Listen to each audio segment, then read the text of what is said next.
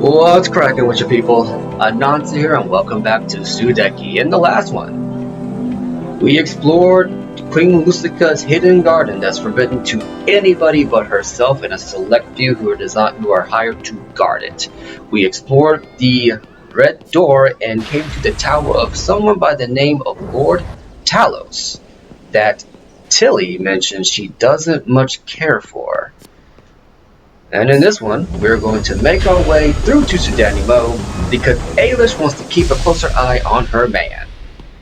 I'm gonna tell you right now, Tal is a very lucky dude because looking at this view of her running, that's all I'm gonna say. Anyway, yes, I know she's probably gone, so what do you freaking do?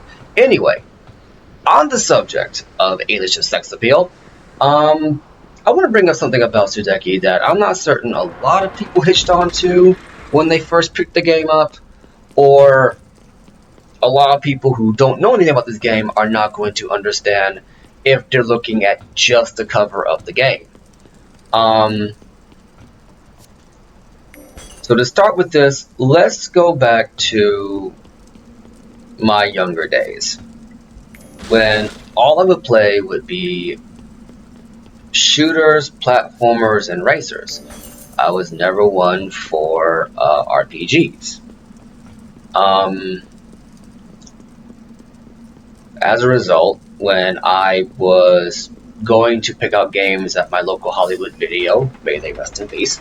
It's been years, I know, but yeah, it is what it is. I was looking for a new game, and I saw Sudeki on the cover. I saw it a couple of times passing the store, and it looked weird to me, but you know, I mean, I'm sitting here looking for new games, and there Ailish is on the front cover with the rest of the party, and she's out there front and center, the most predominant character. She's got her chest puffed out, golden bra armor, all up there for you to see. She's got her giant glowing orb over her head, and she's even the main face on the cover of the disc. She's the only face on the cover of the disc, since they're holding a glowing orb, as a matter of fact. In some of the pre-release footage, she's the character that they used to focus the attention of the camera back in the day. And even on the loading screen, because I cut this out for sake of time, but on the loading screen, they'll sometimes show all 4 party members. And she's the one front and center, giving off the most eye-catching pose. And this leads you to believe that she's the main character of the story. At least when I was younger, I thought so. Once again, I had never played an RPG before in my life, so I didn't realize that even though they use certain characters like at the front cover of the story, that doesn't necessarily mean they're going to be the main character of the story. I'm going to save right here, so I'll cut back in a second. But yeah, no, I didn't really realize that. So imagine my surprise when I find out that Ailish isn't the main focus of the story. She plays a part in the story. She plays a big part. As a matter of fact, I would say every single character in the story contributes something or other to the events of the story. And when I realized that about actually around this point in the game, just playing through getting to Shadani-Mo and finally doing the parts of Shadani-Mo, I realized, oh wow, so she's not the main character story, she was just there to get my attention, and it worked. It very much worked.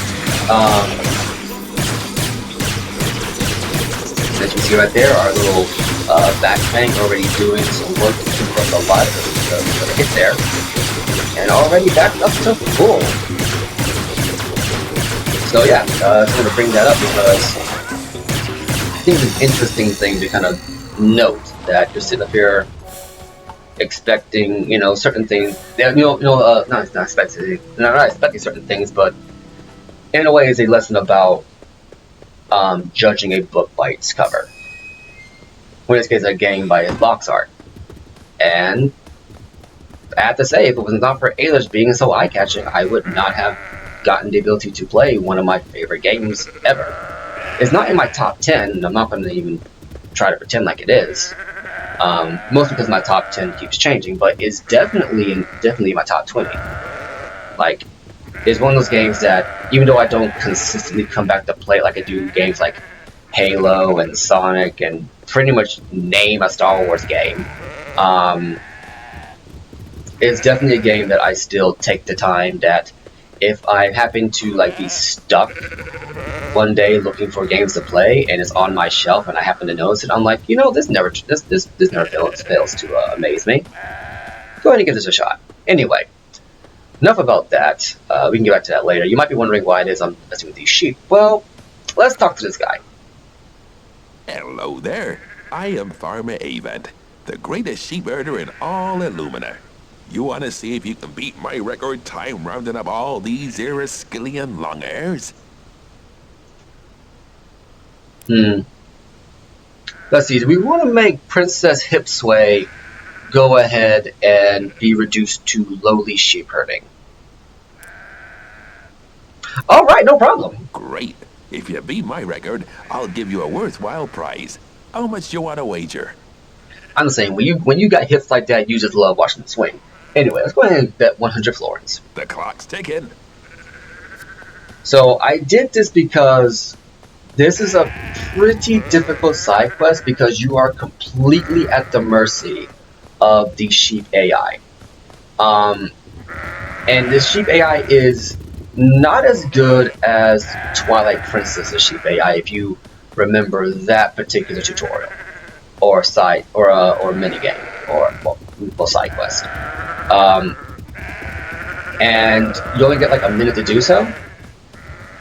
And it doesn't just count them going to the gate, they have to line up at the front there. Well, blow me. Must be beginner's luck. Here's your prize. Come back sometime to give me a chance to reclaim my losses. And he always gives you an Illumina Opal for betting 100 florins. But yeah, no, let's go ahead and check this tent real quick before I tell you that thought. An abandoned tent is not a good time to be living in such a remote settlement. Along the path of totems. Yeah, I'll say, you never know when you're gonna get attacked or anything. But yeah, no, and you want to preset them because the game kind of cheats and has two way off to the side, and because they don't consistently run, they will just run a few feet and then stop. It's not like herding yak cows in Jak and Daxter, or like herding the Ordon goats in Twilight Princess. This, and in terms of this, yeah, you will find yourself pulling your hair up. Once again, I want to save right here just in case. Sorry about saving so often. I've been having some issues with regards to capturing a decent run, so I'm going to be saving quite often if I can get it resolved, and hopefully I can. If not, just bear with me a little bit. Anyway, what's this trading post say? To Mandrick's little bazaar. Now, we were told about Mandrick. Apparently, he deals in gems. There's a giant see-through boulder here. You know what that means? Come on, Ailish, do your thing. You reveal a cave.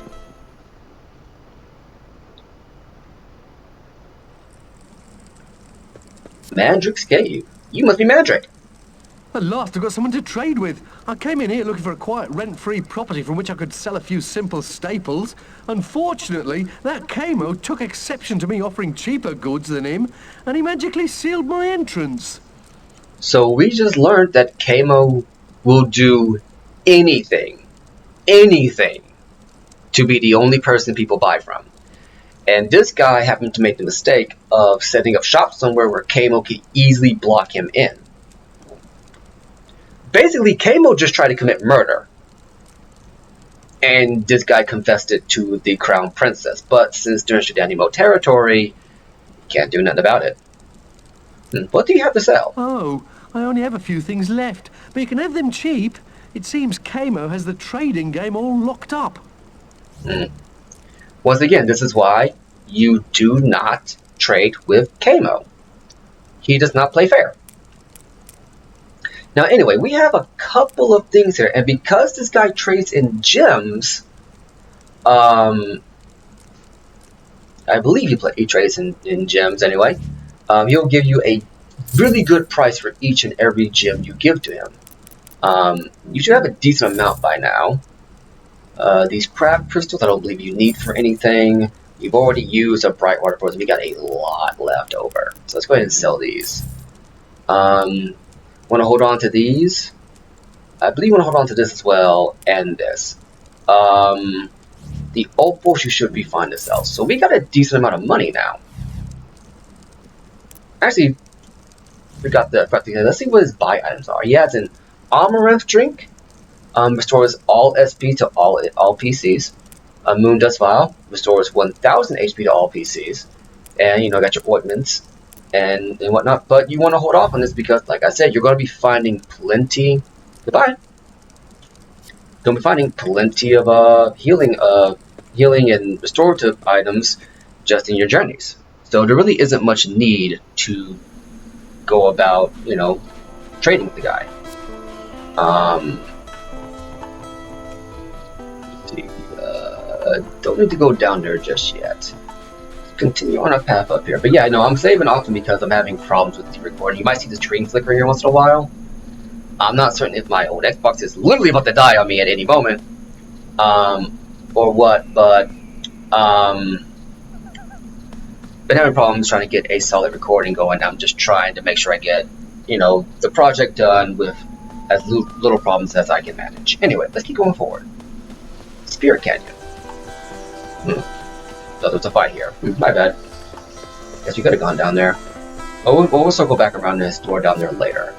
But yeah, no, I've been having problems, and I'm just trying my best to keep the project going with as few interruptions and as few problems as possible. So I'm saving often to avoid. We'll get you one day. I can already tell. To avoid having to lose a lot of footage all at once. Here, the Lumina countryside to Shadani-Mo. Well, let's check down here because I believe down here is where you would go. The Path of Mo. Down here is where you would go if you continued on the way you were. Spirit Nectar revives all PCs with plus 250 health. Now, what's this? This is a way shrine to Mo, the great cat. It is said that if all 4 totems are given to the shrine of Mo's to the shrine, Mo's ultimate weapon will be revealed. So now we have another one to come back and check when we have cat totems. Let's see what we got down here. Ooh. Alright then, we got our first Wolof, and I believe we need to attack. I think we need to kill these guys to get some help from them for a mission in the Lumina Castle. Now, what you want to do is you actually want to kill the red wolf, because he buffs the entire pack with speed. But if he dies, all the wolves suddenly are slow, and the haste spell, then the speed up spell doesn't have to be cast on them for slow to be inflicted. You just need to kill the red Wolof. So whenever you get surrounded in a pack with them, always kill the red one first, because it makes killing them a lot easier. Now remember, these buffs and debuffs do not last forever. As a matter of fact, I think they last maybe 15 seconds. So, quite a healing potion, plus 1000. We're not going to need that anytime soon. And a Gnat Stinger. So yeah, just keep that in mind going forward. Not every single enemy archetype has this kind of gimmick, but learning that makes it a lot easier.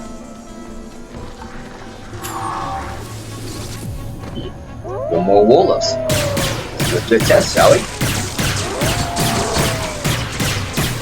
Yeah, sometimes the red Wolof will go ahead and buff them immediately, and sometimes they'll wait a little bit.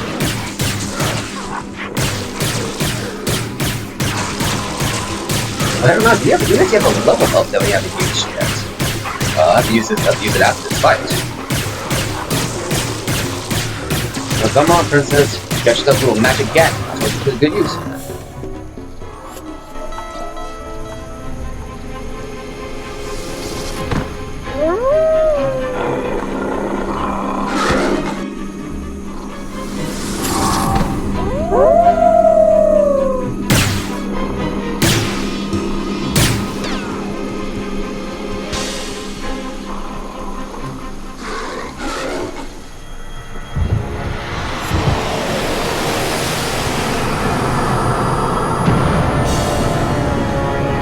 Sudeki, you are the successor of Lady Olivites, champion of magic, light, and beauty.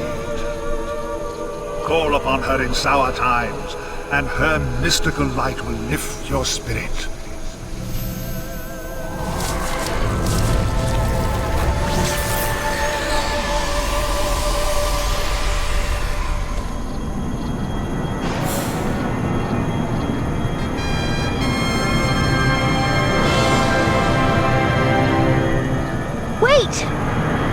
I don't understand what you mean. I've got to know more. Come back. Tetsu.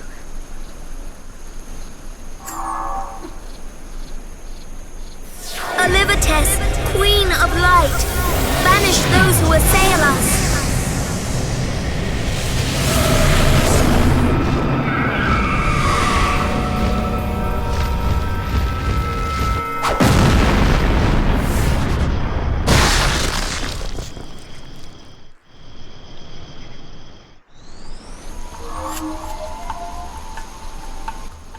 And just like that, Ailish receives her champion summon, and she gets a new set of armor. Which, I'm not gonna lie, I go back and forth on with this one. On the one hand, I don't mind this armor, but on the other hand, I kind of prefer her original look. Also, I want to take this time to correct something I said earlier. I'm not sure if anyone caught it. I said that they called a particular move a skill strike, and that it was a mistranslation because it's finished. No, I made a mistake. The talent was called all these skills are called skill strikes. What we received was a spirit strike. I thought that they had jumped the gun and called the skill strike spirit strikes when they actually hadn't. Anyway, we got two abilities here. Let's go ahead.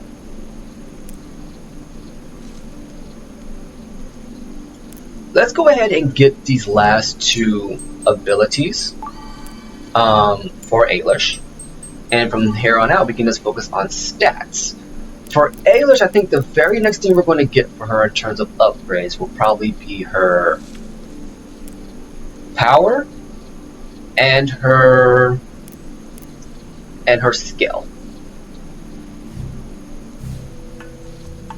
But before we go, let's go ahead and finish up by reading her new armor. Now she has an extra armor slot. Let's look at what this thing has to say. Witch armor. This armored suit was made by warlocks of Lear to be worn by the family members of their military order. So now, Ailish is wearing a military garb instead of royal clothing. It's pretty much just her regular outfit, but it has black accents, where some of them are white, and she's wearing, well, most of the things, purple spandex to cover her cheeks. So yeah, I don't mind this suit of armor. I think it looks pretty dope.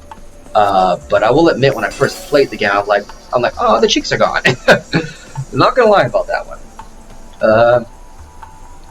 At any rate, I think we've gone on long enough, having received the Spirit of Olivites and being visited by Tetsu, which I find interesting that, Ailish is the first person who received her Spirit Strike to go, wait a minute, Tetsu, what's going on here? I need a little bit more, man.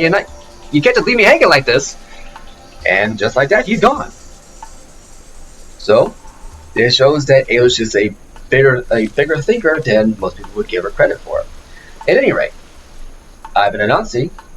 This has been Sudeki, and I will catch you later.